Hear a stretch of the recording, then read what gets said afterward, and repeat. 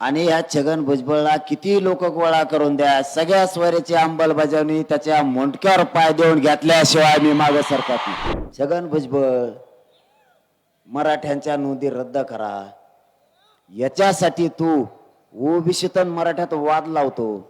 तुला एवढं तरी डोकं पाहिजे. जर एकही नोंद रद्द झाली तर 288 उमेदवार तुमचे पाडले म्हणून समजा मराठ्यांनी. माझी तुम्हाला विनंती आहे, सगळ्यांनी फक्त शांत राहा. तुम्ही फक्त शांत राहा.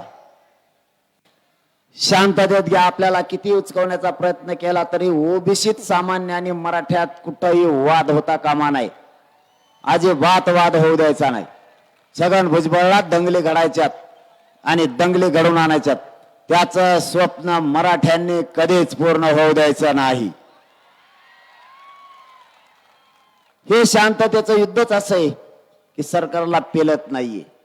हे शांततेचं युद्ध आपल्याला जिंकायचंय आणि आपण जिंकत सुद्धा आणलंय. काळजी करू नका. आता थोडं राहिलंय फक्त सगळ्या स्वराची अंमलबजावणी.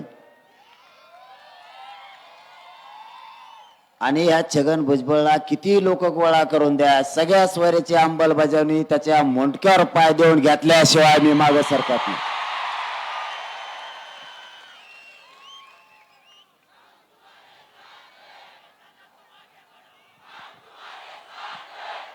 यांनी काय नवीन सुरू केलंय तुम्हाला तेही सांगतो.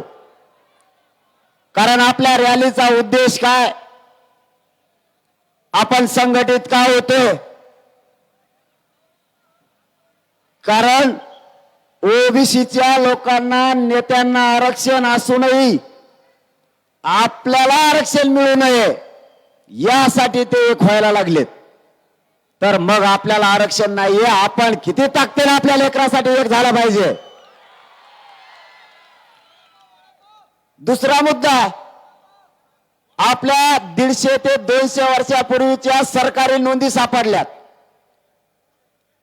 या ओबीसी नेत्यांचं म्हणणं आहे छगन भुजबळने सगळे गोळा केलेत, पडेल फिडेल सगळे मराठ्यांनी पाडेल सगळे गोळा केलेत आणि त्यांची मागणी आहे मराठ्यांच्या ज्या नोंदी सापडल्यात त्या रद्द करा. छगन भुजबळ, मराठ्यांच्या नोंदी रद्द करा, याच्यासाठी तू ओबीसीतून मराठ्यात वाद लावतो. तुला एवढं तरी डोकं पाहिजे की तू मंत्री पदावर आहे, संविधानाच्या पदावर आहे, त्या सरकारी नोंदी आहेत आणि आपण त्या रद्द कराय म्हणतो. म्हणजे आपण किती मूर्ख आहेत हे तरी तुला कळायला पाहिजे. तुला आरक्षण कसं मिळालं तुला माहित आहे का छगन भुजबळ? फुकाट. मराठ्यांचं 16% 94ला तुला फुकाट दिलं. बोगस आरक्षण खातो. मंडल कमिशनने दिलेलं आरक्षण सुद्धा बोगस ते खातो. आमच्या मराठ्यांच्या 150 वर्षापूर्वीच्या नोंदी आहेत त्या रद्द करा म्हणते ती. म्हणजे तुम्हाला आपल्या भाषेत सांगतो, समजा आपला या लातूर जिल्ह्यात 2 एकरचा सातबारा सापडलाय आणि ज्या शेजारी 2 एकरचा सातबारा सापडलाय त्याच्या शेजारी बांधाला पलीकडून छगन भुजबळ. पलीकडच्या छगन भुजबळचं म्हणणं आहे तो जरी सातबारा सापडला असला तरी त्याच्यावरचं नाव खुडेव मफलत नाव टाकायचंय मला त्याच्यावर. तो एका जागिरी का एकट्याची? म्हणजे ओरिजिनल नोंदी असून रद्द करा. म्हणजे आपला सातबारा असून त्याचं म्हणणं ही जमीन सोडा, इथं आमचे जनावर चरायचे, तो जनावर तिकडे नदीत नेऊन बांधव ना डोक्या इतक्या पाण्यात.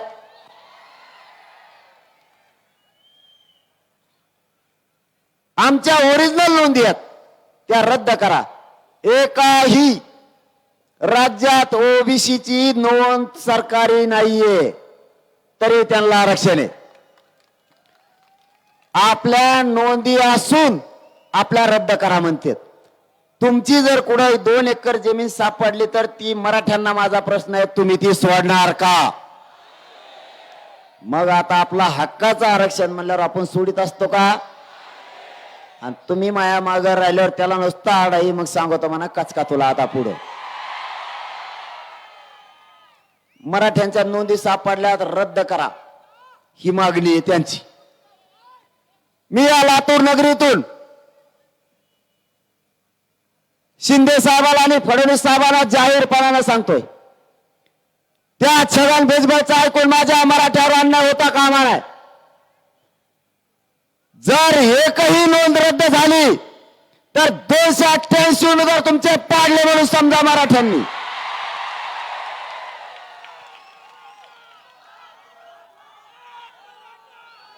राज्यातल्या सगळ्या पक्षातील मराठ्यांना माझा आव्हान आहे, पक्षाच्या आणि नेत्याच्या बाजूने बोलू नका. भाजपचा मराठा असो, राष्ट्रवादीचा असो, काँग्रेसचा असो, नाही तर शिवसेनेचा असो, पक्षाच्या नेत्याच्या बाजूने बोलू नका, तुमच्या लेकराच्या बाजूने बोला. तुमचा एक नेता मोठा होईल पण करोडो आपल्या मराठ्यांच्या लेकराचं काय. इथं सगळ्याच पक्षातले मराठे आणि त्यांचे लेकर मोठे होणार आहेत. अजिबात पक्षाची बाजू घेऊ नका. कोणत्याही पक्षात तुम्ही असाल, जातीच्या बाजूने उभा राहा, माझे हात जोडून सगळ्या मराठ्यांना विनंती आहे. सगळ्या पक्षातले ओबीसीचे नेते एकत्र आले, तुमच्या डोळ्यात देखता. सावध व्हा आता तरी. माझं भाजपन, माझा नेता, माझं काँग्रेस, माझी शिवसेना हे करून आपली जात मारू नका. आपल्यातलेच काही माकडं तिकीट घ्यायसाठी त्या देवेंद्र फडणवीस पाशी 4-5 जण माकडे टकोचे आपले, ते म्हणतात आमच्या नेत्याला बोलला का. तो आज आहे का तो?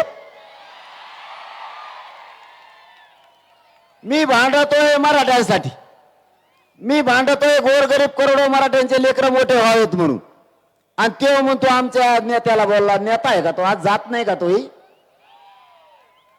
अरे बाबा, बाकीचे सगळ्या पक्षातले ओबीसीचे नेते एकत्र झाले, सगळ्या पक्षातले. छगन भुजबळने एकत्र केलेत आणि छगन भुजबळला पाठबळ मराठ्यांच्या विरोधात बोलण्यासाठी फडणवीस साहेबांनी दिली. मी खोटा आरोप जाणून बुजून कवाच करत नाही, कारण तसं घडलंय. काय घडलंय ते तुम्हाला एका मिनिटात सांगतो लगेच. नवीन विषय आणि नवीन दणका मराठ्यांचा. अगोदर लातूरकरांचे खरोखर मनापासून आभार मानतो. चारही बाजूला तुम्ही प्रचंड विराट रूपाने जमलात मराठ्यांसाठी, त्याबद्दल तुमचे मनापासून आभार. तुम्हाला नवीन मुद्दा सांगतो. गिरीश महाजनांचं म्हणणं आहे सगळे सोयरे ह्याची अंमलबजावणी टिकत नाही. मग माझं आणि माझ्या मराठा समाजाचं म्हणणं आहे तुम्ही 4 जज आंतरवालीला आणले कशाला होते. दुसरं म्हणणं आहे घटनेचे कायद्याचे अभ्यासक आणले कशाला. तिसरं म्हणणं आहे आरक्षणाचे अभ्यासक आणि कायदा बनवणारे मंत्री आणि आमदार हे तिथं कशाला आणले. IAS IPS दर्जाचे अधिकारी उपसचिव आणि सचिव आंतरवालीत आणले कशाला. एवढी मोठी फौज आणली कशाला. मला हे माहित होतं की ही राजकारण्यांची जात म्हणजे दलबदलू जात, ही गद्दार जात आहे. म्हणून मी त्यावेळेसच एक डाव टाकून ठेवता, आज लातूर शहरातून ती मी महाराष्ट्रापुढे जाहीर करणार आहे. फडणवीस साहेबाला, छगन भुजबळला, गिरीश महाजनला वाटलं मी येड आहे काय की. तुम्हाला माहित नाही पाटलाचा खोटा कितकी बेकार असतो. तुमची नुसती पाचर होती, मराठीने असा खोटा ठोकला तुम्ही सगळे झटाचा तरी उपटाना तुम्हाला.